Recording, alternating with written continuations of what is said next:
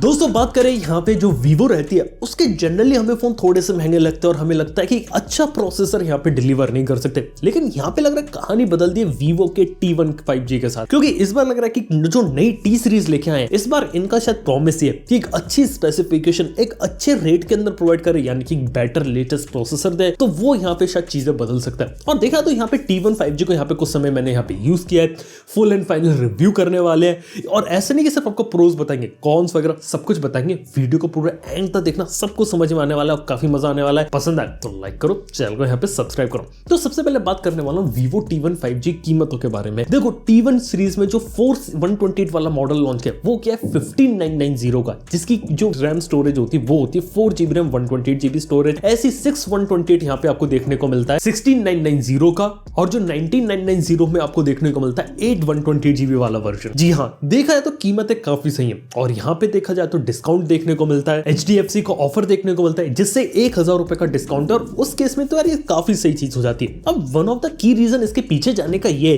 कि प्रोसेसर बहुत अच्छा है। अब जो प्रोसेसर है इसमें वो है स्नैपड्रैगन 695। अब 695 के जो दूसरे फोन्स होते हैं 18, 19, 20,000 को टच कर देते हैं, और 695 के बारे में बात बता देने वाला हूँ। परफॉर्मेंस अच्छी देता है, इसकी परफॉर्मेंस कंपेरेबल है MediaTek के Dimensity 900 के साथ, और उस वैसी परफॉर्मेंस अगर आपको देखने को मिल रही है और आप 750G के आसपास इस चीज को समझ सकते हैं, तो 20,000 के नीचे एक काफी पावरफुल प्रोसेसर है जो आपके दूसरे प्रोसेसर जैसे G95, G96 हो गया या फिर आपका 732G हो गया, इनसे यहाँ पे आगे निकल जाता है। तो डेफिनेटली प्रोसेसर जिस प्राइस पॉइंट पे आ रहा है, जो चीजें यहाँ पे आपको डिलीवर हो रही है वो यहाँ पे काफी सॉलिड डिलीवर कर रहा है। परफॉर्मेंस वगैरह में जो गेम खेलते हैं लोग, उन लोगों को यहाँ पे प्रॉब्लम नहीं आने वाली। इवन जो स्टोरेज रखी है वो भी 128GB मिनिमम रखी है, कोई 64 वर्जन नहीं रखा वो है। और यहाँ पे जो 6128 है ना, वो यहाँ पे मेरे को काफी ज्यादा आइडियल लगा। लेकिन वही बात करें, प्रोसेसर ही फोन के अंदर हमेशा कुछ नहीं होता, बाकी चीजों पे भी चीजें डिपेंड करती हैं। और ऐसे ही बात करें तो यहाँ पे कैमरास में भी सही काम किया। अब बात किया तो 50 मेगापिक्सल का मेन कैमरा है, ये सैमसंग का JN1 इमेज सेंसर है, और यहाँ पे 2 मेगापिक्सल का मैक्रो, 2 मेगापिक्सल का डेप्थ है। लेकिन मेन कैमरा से यहाँ पे आप सही फोटोग्राफ ले सकते हैं, क्वालिटी इमेजेस की सही है और इमेजेस डायनामिक रेंज सही, क्योंकि वीवो के फोन में पोस्ट प्रोसेसिंग इमेजेस की काफी सॉलिड आपको देखने को मिलती है। लेकिन इसके साथ एक इंपॉर्टेंट बात ये है यहाँ पे कि यहाँ पे कोई अल्ट्रा वाइड एंगल लेंस दे नहीं रखा। ये एक छोटी सी मेरे को कमी लगी। अगर अल्ट्रा वाइड एंगल लेंस भी अगर आपको मिल जाए वो यहाँ पे और बेटर चीज बना सकता था, और आप अल्ट्रा वाइड में फोटोग्राफ, लेकिन 50 मेगापिक्सल के मेन कैमरा से आप सही में अच्छी फोटोग्राफ ले सकते हैं। इमेज प्रोसेसिंग काफी सही है। इसके साथ ही यहाँ पे जो सॉफ्टवेयर दिया जा रहा है वो दिया जा रहा है Android 12 out of the box, और अभी 20,000 से नीचे सेगमेंट में Android 11 ही कंपनी चला रही है। मतलब 2021 शुरू हो गया यार, चल क्या रहा है।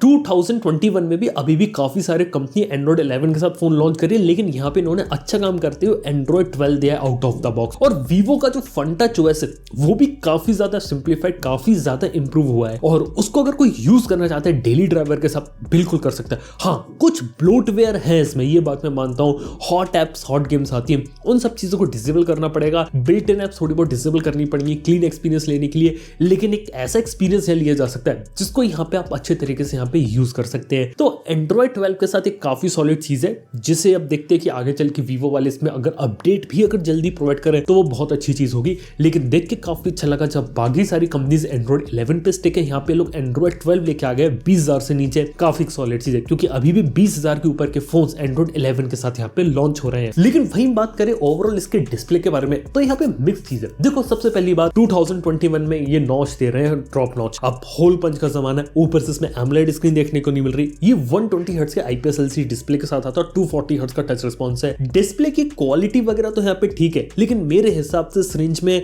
AMOLED स्क्रीन होनी चाहिए थी यार। आप लोग बताइए, मतलब AMOLED होता तो चीजें और बेटर हो जाती, लेकिन फिर भी यहाँ पे देखा जाए तो IPS LCD उसकी क्वालिटी यहाँ पे से कोई खराब नहीं है, लेकिन AMOLED चीजों को और बेटर कर सकता था।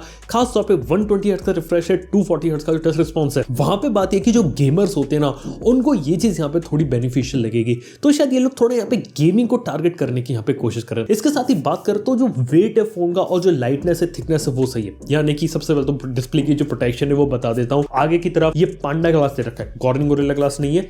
साइड में जो फ्रेम है वो यहाँ पे प्लास्टिक के, पीछे भी प्लास्टिक है, लेकिन हाँ यहाँ पे जो फोन देखने को मिलता है वो काफी ज्यादा स्लिम देखने को मिलता है और लाइट वेट है, मतलब वेट डिस्ट्रीब्यूशन फोन का सही है और लुक्स पीछे का जो फोन का डिजाइन है वो यहाँ पे यूनिक है और हाथ में पकड़ने में इन हैंड फील काफी सही है। ये कुछ चीजें यहाँ पे बेटर लगी। एक प्लास्टिक का प्रोटेक्टिव केस भी आता है वो लगा के स्टैंड थोड़ा और अच्छे से किया जा सकता है। लेकिन बात यहाँ पे ये कि यहाँ पे पतला है, लाइट वेट है और हाँ हाथ में पकड़ने में सही है और लुक्स डिजाइन वाइज ये चीज इसको काफी ज्यादा यूनिक यहाँ पे बना देती है। और इसके साथ ही बात करें इसका जो वेट है यहाँ पे वो है 187 ग्राम और 8.25 mm की थिकनेस यहाँ पे आपको देखने को मिलती है। इसी के साथ ही बात करें तो यहाँ पे obviously side mounted fingerprint scanner देखने को मिलता है, नीचे का टाइप सी पोर्ट है, नीचे से बॉटम फायरिंग स्पीकर देखने को मिलता है और यहाँ पे आपको हेडफोन जैक भी देखने को मिलता है। तो ये कुछ चीजें इधर। इसी के साथ ही बात करें बैटरी की तो बैटरी बैकअप यहाँ पे काफी सॉलिड है क्योंकि यहाँ पे 5000 mAh की बैटरी दी गई, तो बैटरी तो लंबे समय तक चला लोगे आप। बस एक जो चीज जो मेरे को लगी ना वो यहाँ पे कि 18 वॉट की चार्जिंग है, मतलब 2021 के हिसाब से 18 वॉट की चार्जिंग मेरे को अब स्लो लगने लगी। 33 वॉट जैसी चीज अगर देते हैं 44 वॉट इसके ऊपर मूव करते हो तो बेटर चीज होती, 18 वॉट की चार्जिंग स्लो लगी। इसके साथ ही बात करें 5G बैंड्स की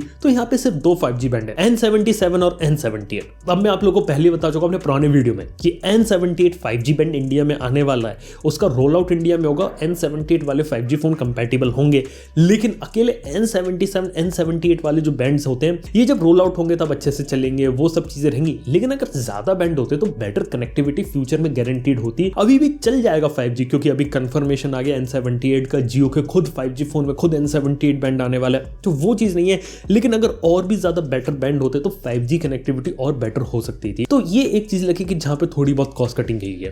खैर चलिए अब इनके प्रोस कॉन्स के बारे में बात कर लेते हैं कि मुझे क्या चीज पसंद आई और क्यों आप लोगों को ये फोन लेना चाहिए या नहीं लेना चाहिए। देखो सबसे पहले बात करें प्रोस की, वो तो है इसका प्रोसेसर 695 इस रेट के अंदर काफी कमाल के अच्छी परफॉर्मेंस यहाँ निकाल के दे रहा है। दूसरी चीज है Android 12 out of the box, वो यहाँ पे काफी कमाल की चीज लगी। और यहाँ पे जो 5000 mAh की बैटरी थी वो यहाँ पे काफी अच्छी चीज लगी मेरे को। और ऑब्वियसली डिजाइन इसका जो है पीछे का जो लुक्स यहाँ प्रोवाइड करता है वो यहाँ पे मुझे काफी ज्यादा चीजें पसंद आई। और इसके साथ ही कैमरे की जो परफॉर्मेंस है, मेन कैमरा से जो आप इमेजेस ले सकते हैं उसकी इमेज प्रोसेसिंग इंप्रूवमेंट है, काफी सही है। लेकिन वही बात करें कॉन्स में, देखो 18 वॉट की चार्जिंग मुझे यहाँ पे स्लो लगी, सिर्फ 2 5G बैंड, ये मेरे को लगता है कि थोड़े और 5G बैंड होते तो और ज्यादा बेटर फ्यूचर प्रूफ हो सकता था ये। और एक चीज लगी यहाँ पे कि यहाँ पे ultra wide angle lens missing है और एमोलेड स्क्रीन अगर दे देते तो काफी ज्यादा मजा आ जाता। तो खैर ओवरऑल इसकी फाइनली वर्डिक्ट के बारे में बात करते हैं कि आप लोगों को फोन लेना है तो क्यों लेना है।